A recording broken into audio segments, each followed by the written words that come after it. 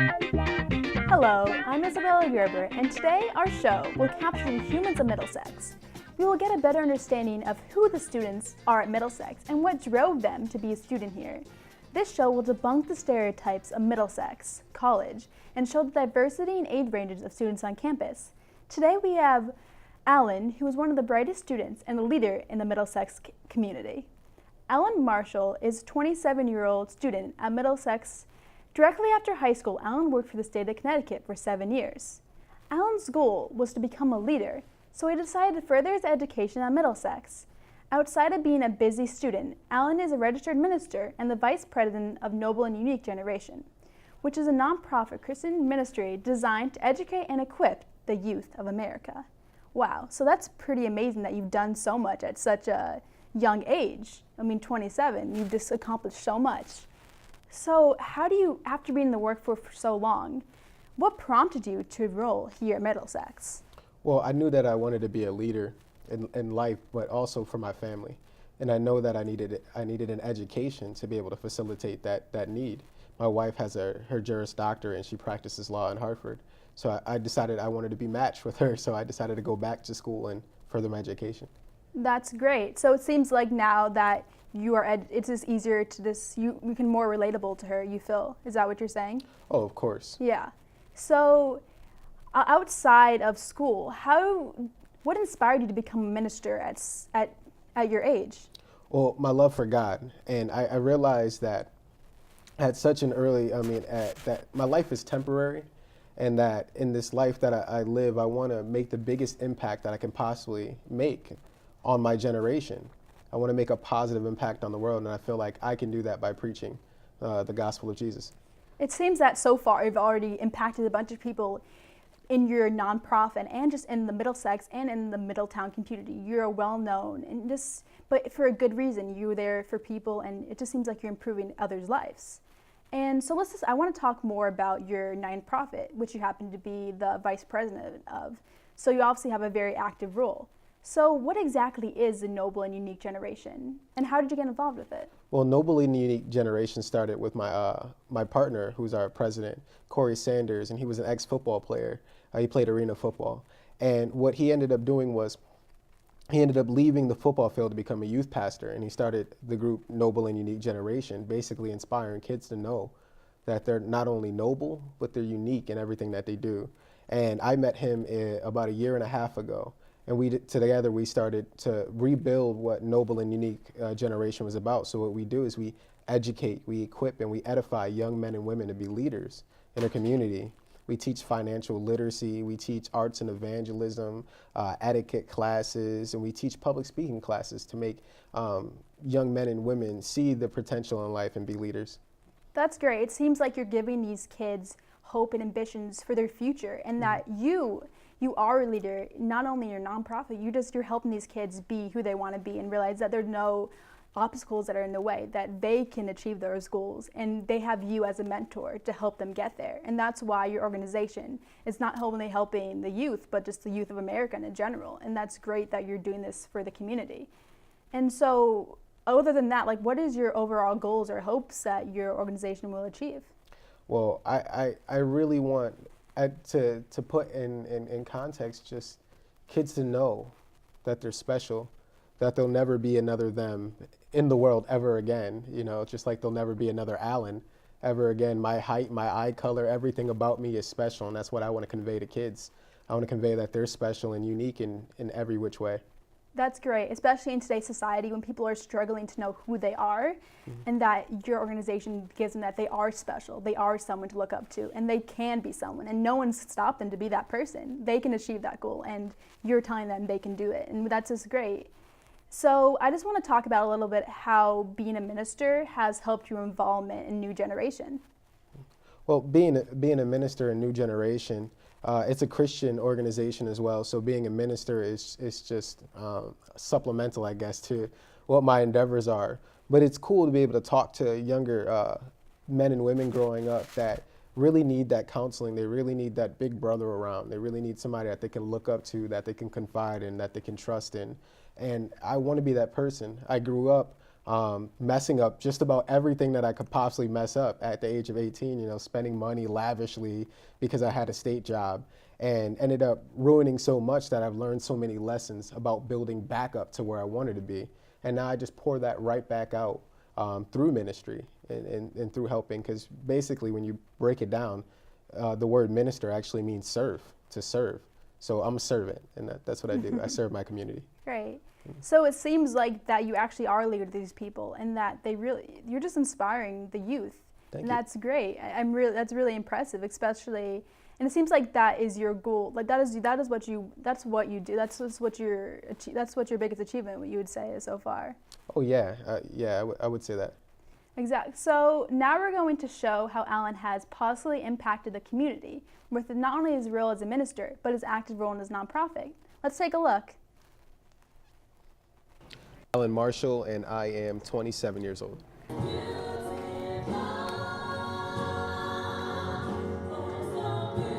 I apply being a minister to a student by just being diligent, really being on it when it comes to studying. When people, I compare it to like preaching a sermon. A lot of people hear the sermon and they think it's great, and they rant and rave about the sermon, but they don't realize the preparation that actually goes into preaching a sermon. It has to dictate our destiny and start allowing the Word of God to penetrate our hearts and move us into what He is saying we are. It doesn't matter what happened in your past. What is God? It's the same thing with getting good grades. The preparation and the time spent in study is really going to produce a great result. So that's how I kind of apply. I kind of just look at them both as things that I have to work hard for. And then at the end, the result is going to produce something beautiful. Because he was scared for his life. Moses was told to be a spokesperson for God, but he was worried about mumbling. And Ananias was told to lay hands on Paul, but he was scared that he would get killed. And Isaiah stood before. So now we got a great understanding of how much you've done.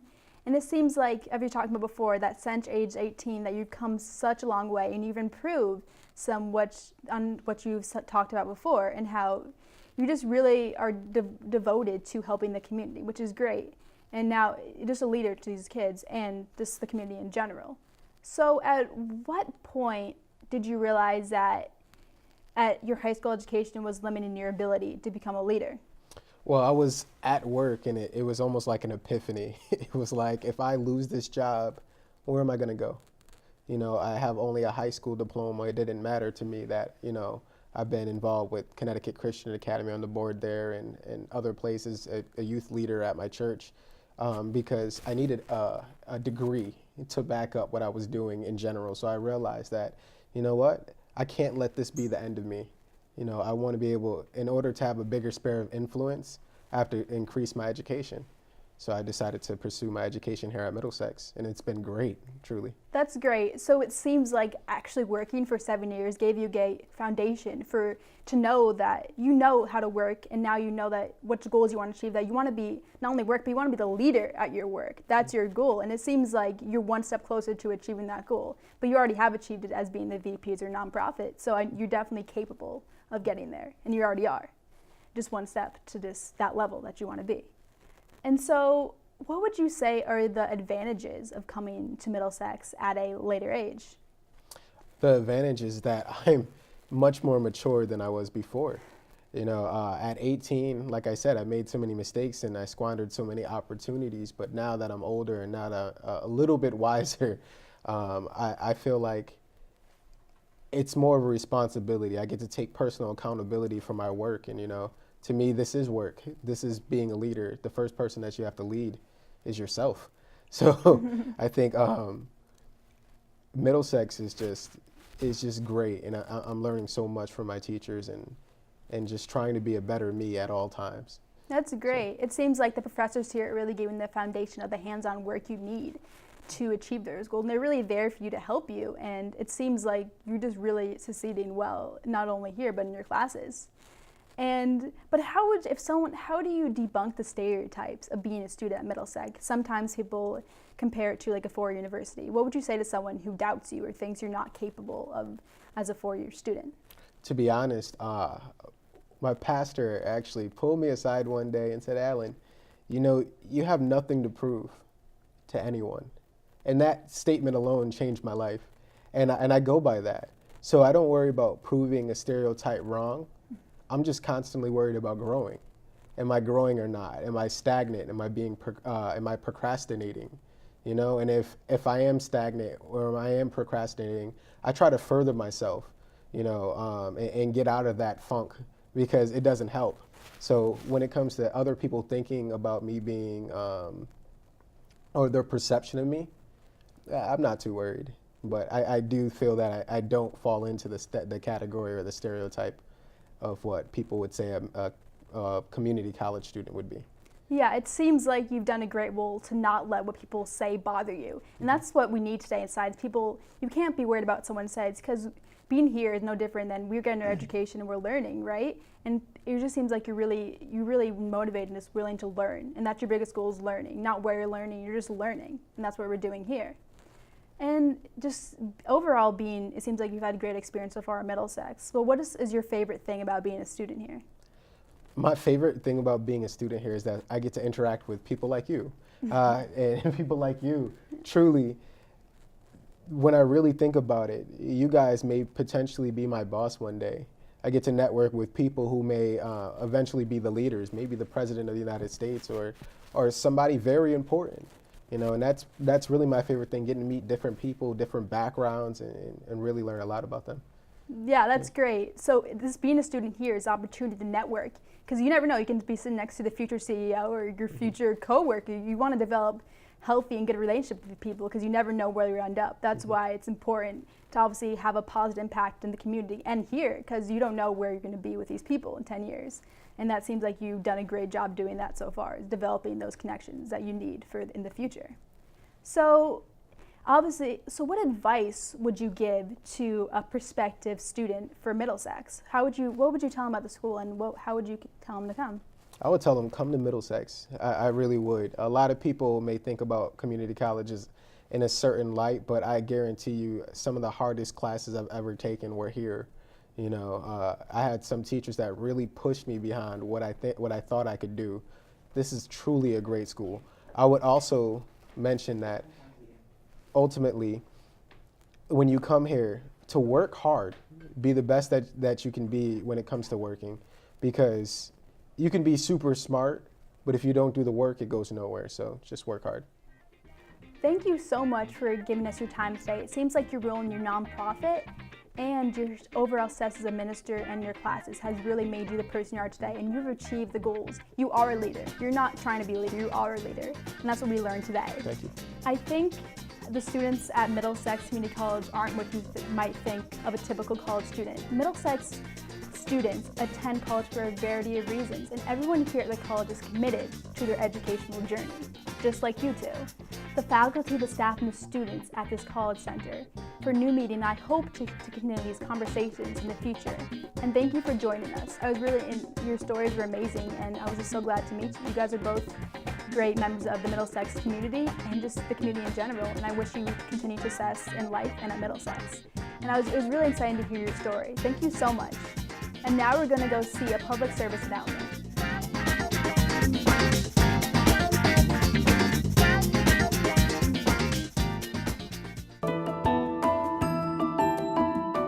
My name is Tahira Barker. I'm prior service Navy, currently Air Force Reserves. My name is Vincent Murata III. I was prior Navy in the United States military. I hope to graduate from here with my associates in biotechnology. There's a lot of support for veterans specifically. The veterans were quick to introduce themselves to me, tell me that anything that I needed on campus or off campus, that they were there to help. To be able to transition from military life to being your own person. Muki Ahmed is an 18-year-old student at Middlesex. His goal is to attend medical school in the future. To prepare for this, Muki was invited to attend a summer program at Yale that provides an intensive 6-week exposure to science, clinical medicine, and career counseling for motivated college students. Being a student at Middlesex has provided Muki with the knowledge and skills to one day fulfill his goals. Thank you for being here today. Can you explain in more detail about your summer program at Yale? Yeah, so In essence, we were integrated into the medical school. We lived literally in the medical school office. We took science classes. We were able to shadow physicians. Basically, from the time we woke up to 9 p.m. was scheduled out for us. So I guess you could compare it to like a medical school boot camp that really, really forced you to get ready and helped you figure out how you're going to get there. Awesome. So how did your summer program at Yale help you be a better student at Middlesex? I think it provided me a lot more confidence in myself. It helped me see, for a while, people always told me that I was really good at things, I was really smart, and I really didn't believe them.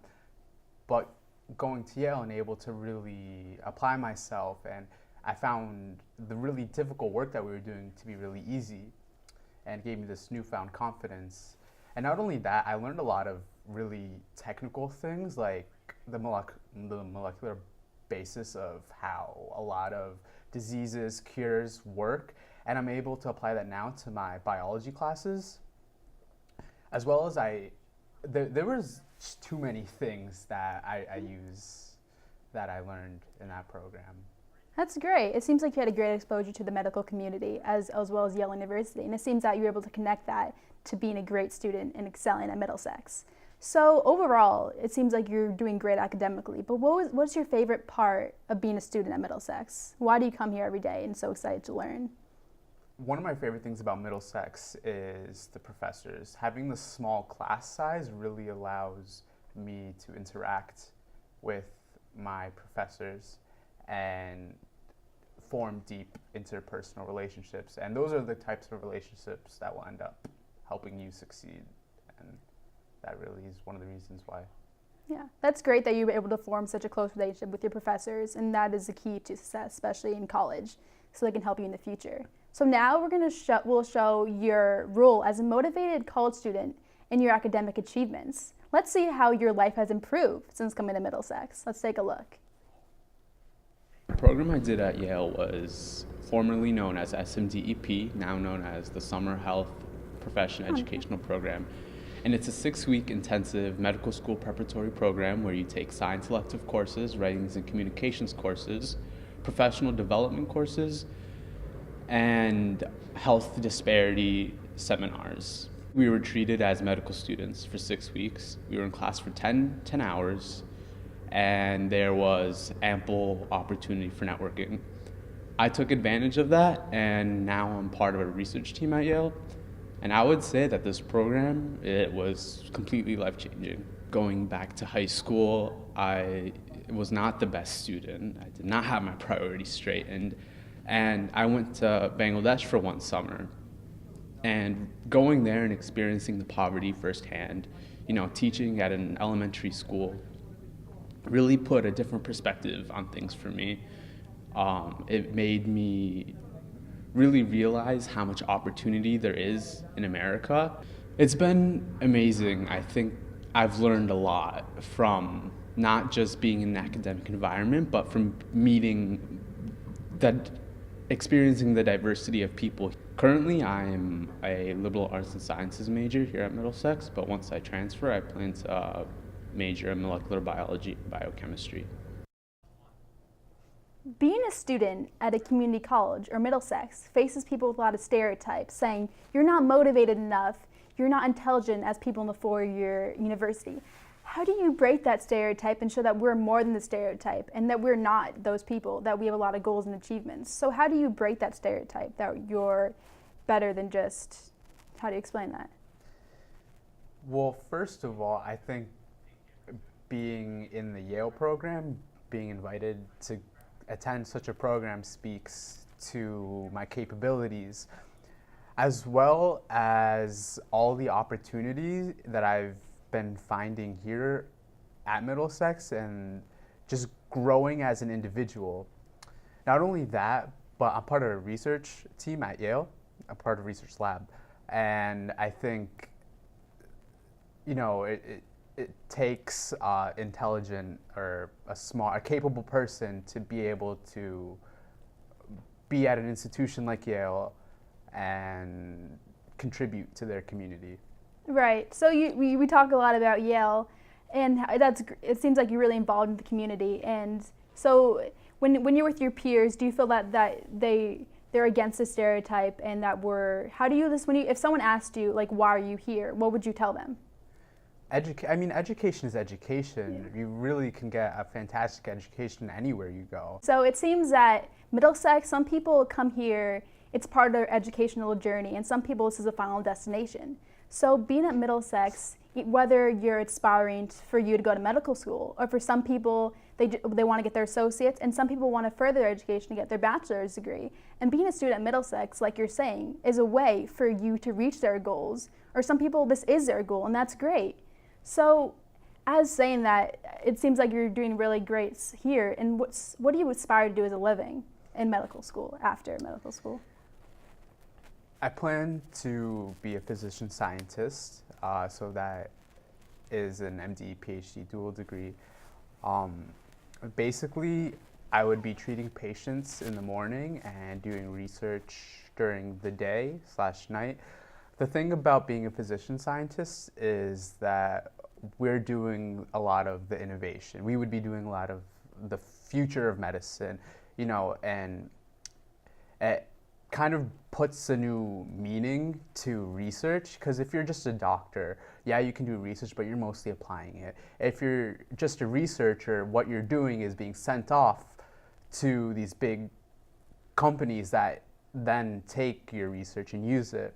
And being a physician scientist combines the both.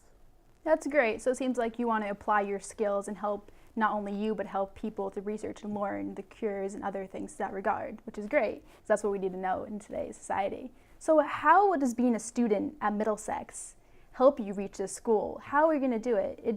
What is your next step? My next step is to get really awesome letters of recommendation. I think that going back to that concept of interpersonal relationships, that is really one of the highlights of Middlesex, having a small class size, having a great quality education, and it's those letters of recommendation and really being part of the community. People see you in a different light. It's a good thing. Yeah. The great thing about going to a school like Middlesex is such a small community, they say, but when you meet these people at, say, a big university, then you can actually get to know them and they get to know you. So when they're writing your recommendation, he'll actually know who you're saying. And when the college sees, they'll be like, wow, this student's really trying. He really applied his skills. And that's a great step. It's just part of the workforce, and they'll see that you're ready to take the next step. And I think you're ready for that. So is there anything else you'd like to add? It seems like you've really talked about debunking the stereotype and how you're really motivated for your future achievements. Anything you'd like to say?